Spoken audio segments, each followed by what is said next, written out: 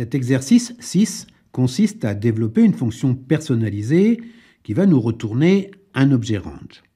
Vous avez remarqué dans tous les exemples de traitement de données que nous avons étudiés jusqu'à présent, nous avons très souvent besoin de définir une collection range pour traiter ces données, alors que ce soit un tableau complet ou juste un champ de données.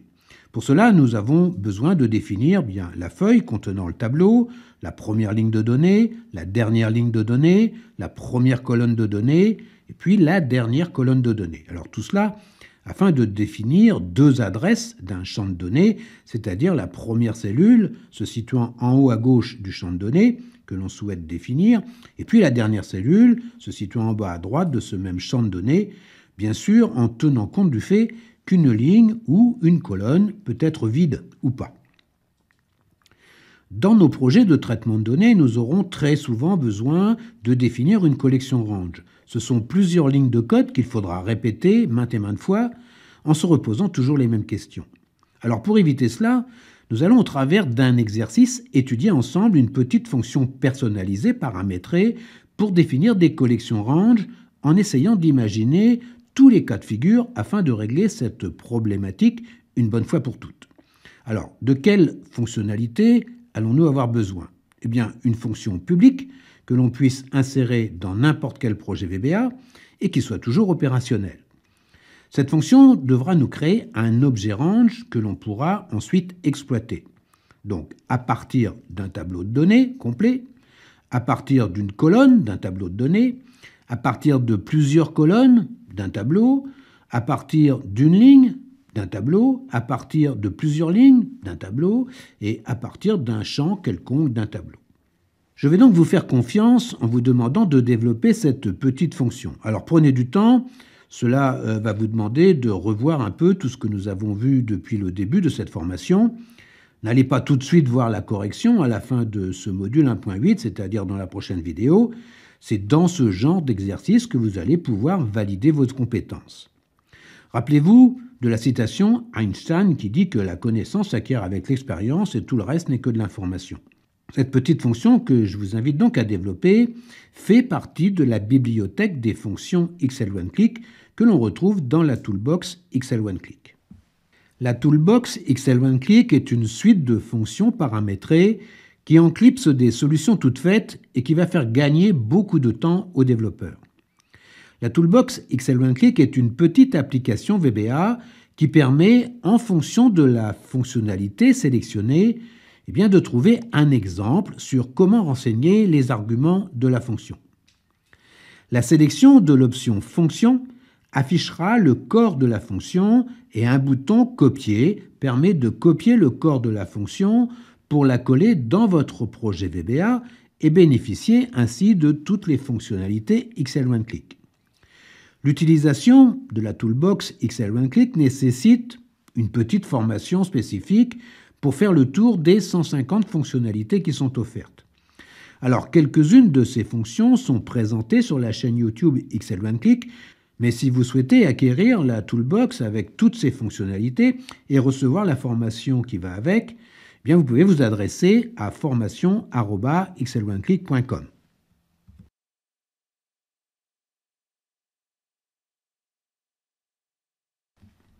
Je vais donc vous mettre sur la piste afin que vous soyez en mesure de développer cette petite fonction par vous-même. C'est l'exercice 6.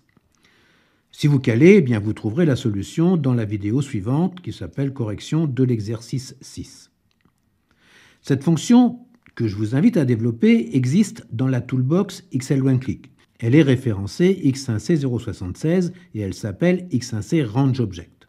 Alors prenez par habitude de commenter vos développements et quand vous développez une fonction, de commenter les arguments de la fonction. Je vais vous aider dans la définition des arguments de la fonction et dans la procédure d'appel de la fonction pour que vous puissiez par vous-même développer cette fonction que l'on appellera function X1C Range Object. Alors, de quel argument aurons-nous besoin pour développer cette fonction? Tout d'abord, de définir la feuille où se situe notre tableau de données.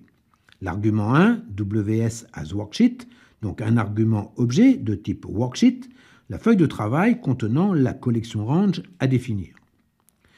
Ensuite, les arguments qui vont nous permettre de définir l'origine de notre collection range. On va dire l'adresse de la cellule se situant en haut à gauche de notre collection range.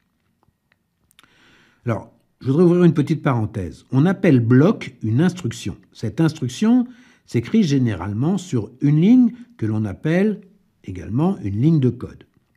Mais on peut également, pour faciliter la lecture du code, écrire un bloc sur plusieurs lignes en faisant, derrière un séparateur, ici la virgule, un espace suivi d'un underscore, le tiré du 8, pour pouvoir continuer à coder le bloc sur la ligne suivante. Argument 2, on appellera cet argument R, il sera de type long, ça sera la première ligne de données. Donc virgule, espace, underscore pour continuer notre bloc sur la ligne suivante. L'argument 3, on l'appellera C, il sera de type long, ça sera la première colonne de données. Donc connaissant notre feuille de travail, la première ligne de données et la première colonne de données, nous serons en mesure de définir la première adresse de notre champ de données, celle se situant en haut à gauche de notre collection range et qui aura pour adresse donc ws.cels, ouvrez la parenthèse, r,c. Notre fonction nous retournera un objet range défini donc par deux adresses. On pourrait provisoirement écrire set x1c rangeObject égale ws.range, première adresse ws.cels r,c, virgule, et notre deuxième adresse, eh bien, en imaginant tous les cas de figure. Pour ce qui est de la deuxième adresse, il va donc falloir imaginer toutes les possibilités. Un tableau entier, même si celui-ci contient des lignes ou des colonnes vides, une simple colonne du tableau, ou quelques colonnes juxtaposées du tableau, une simple ligne, ou juste quelques lignes, voire même une petite portion du tableau.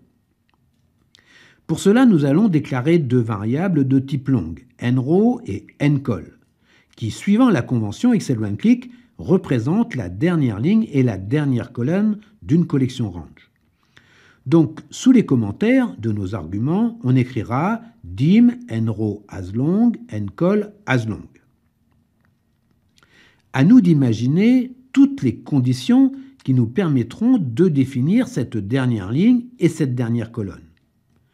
Nous allons définir un argument booléen qui va nous permettre de savoir si l'on étend notre collection range à plusieurs colonnes ou à une seule.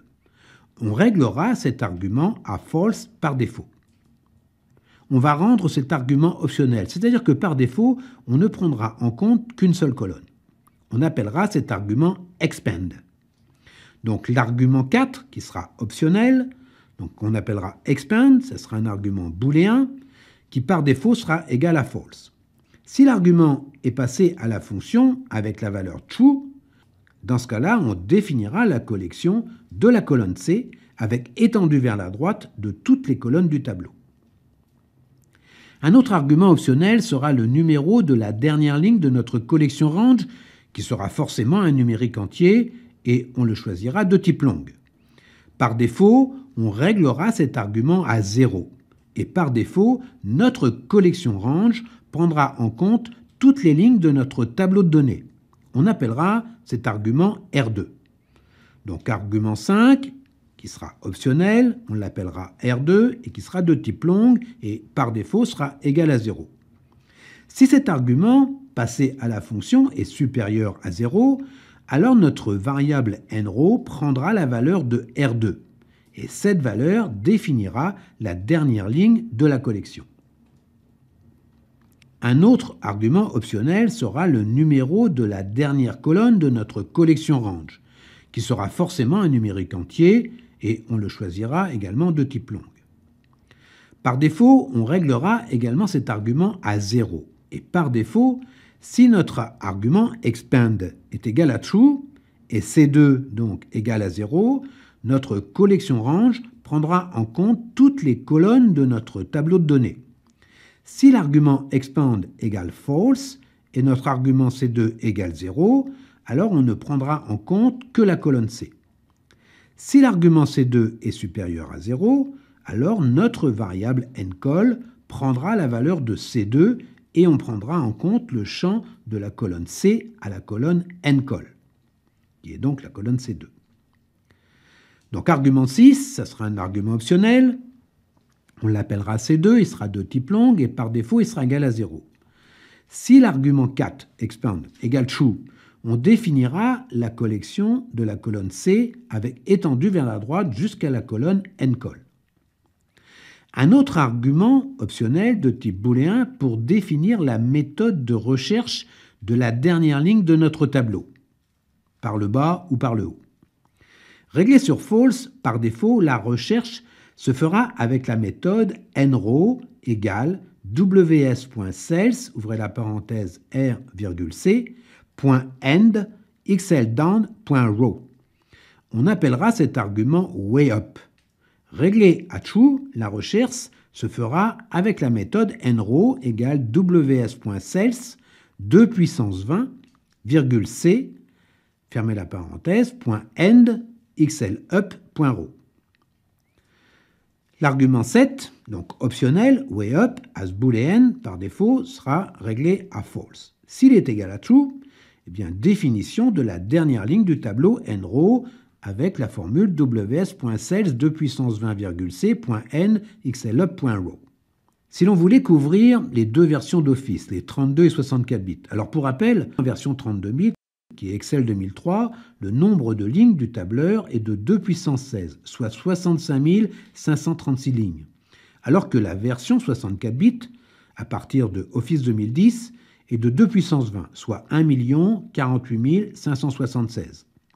Donc, si l'on voulait être très générique et couvrir les deux versions, eh bien, on pourrait utiliser à la place de 2 puissance 20 le nombre d'objets row de la collection rows de notre objet WS. On écrirait donc à la place de 2 puissance 20 ws.rows.count. Un autre argument optionnel pour définir la méthode de recherche de la dernière colonne de notre tableau.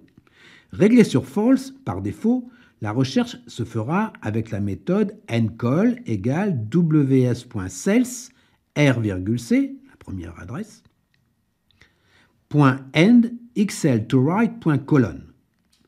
On appellera cet argument wayLeft. Réglé à true, la recherche se fera avec la méthode ncol égale ws.cells r,2 puissance 14 .end xl2left.colon.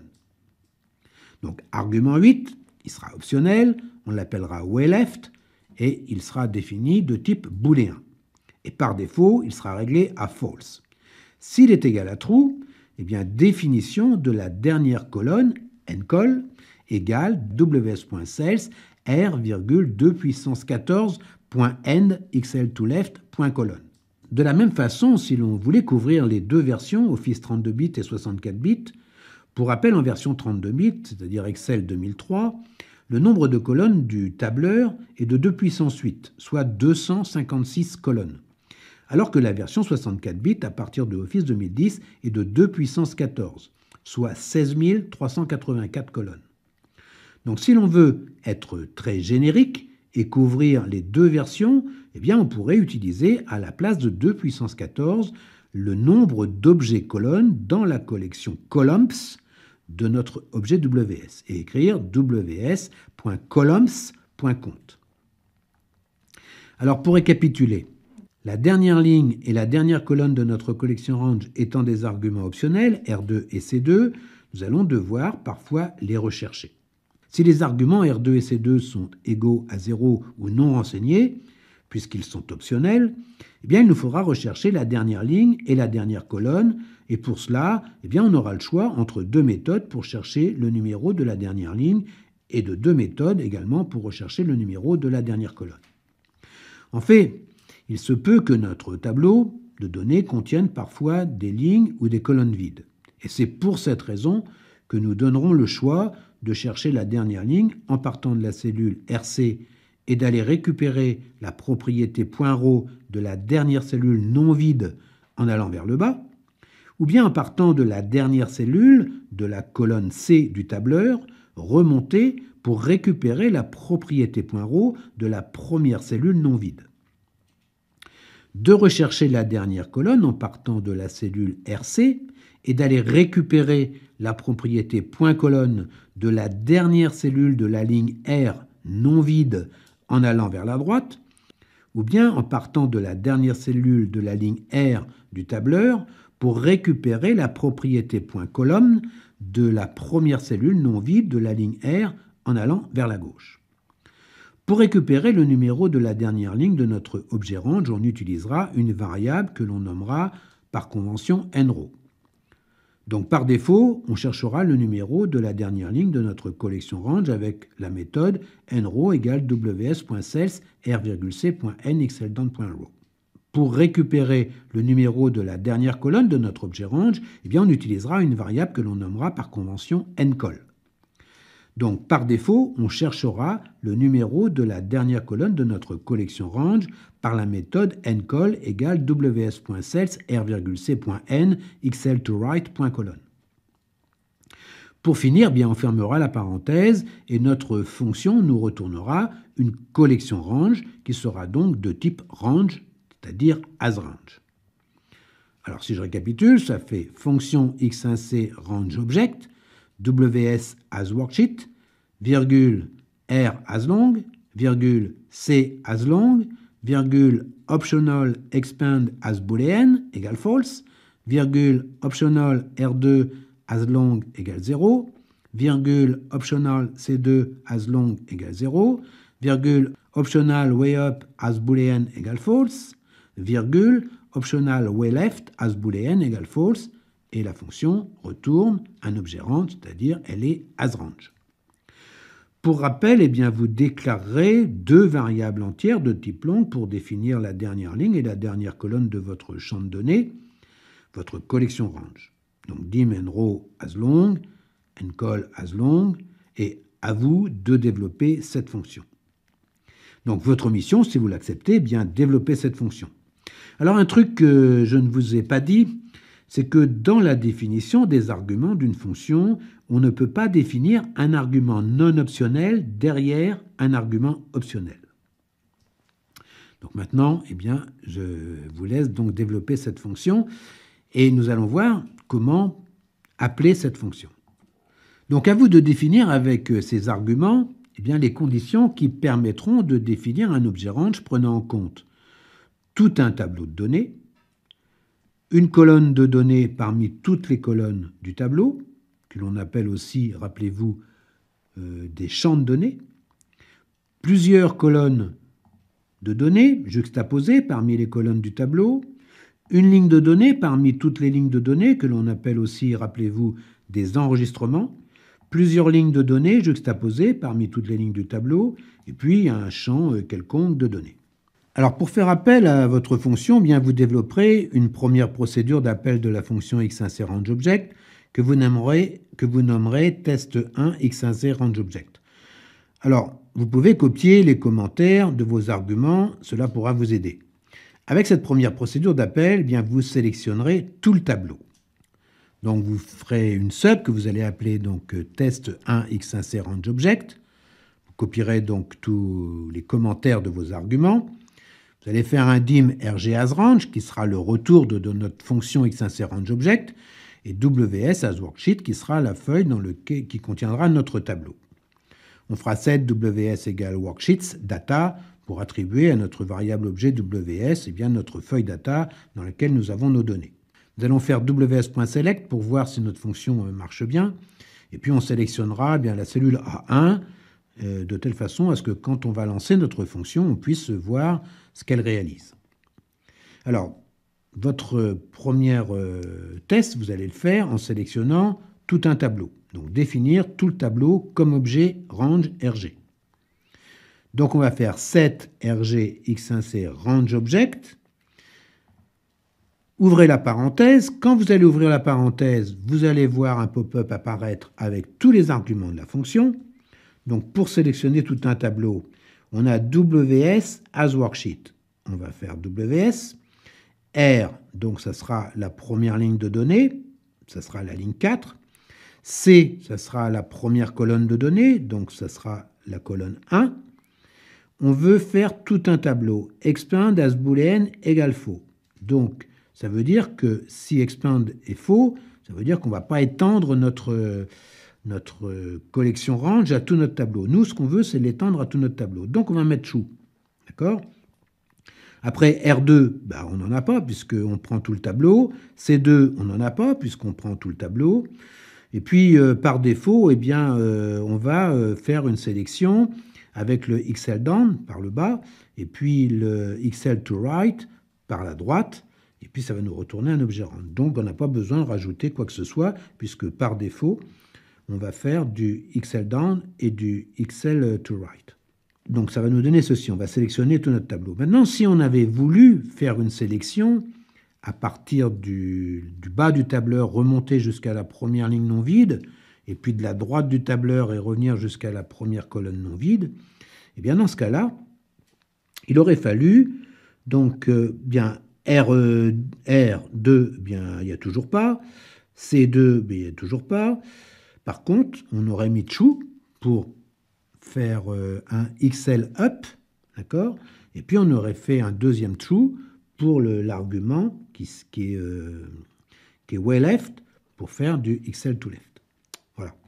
Donc ensuite, on va faire un rg.select pour voir si on sélectionne bien notre tableau. On va faire un set ws égale nothing et puis un set rg égale nothing. Donc là, je vous ai donné la procédure que vous allez devoir utiliser pour appeler votre fonction, mais c'est à vous de développer la fonction pour que, en fonction de ces arguments, elle puisse vous sélectionner le tableau avec le XL down et XL to right ou avec le XL up et le XL to left.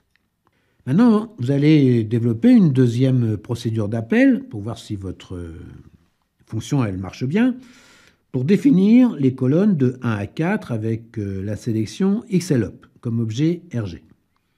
Donc c'est ça ce qu'on veut. On veut sélectionner de la colonne 1 à la colonne 4, mais en passant par le XL up, c'est-à-dire en remontant jusqu'à la dernière ligne non vide.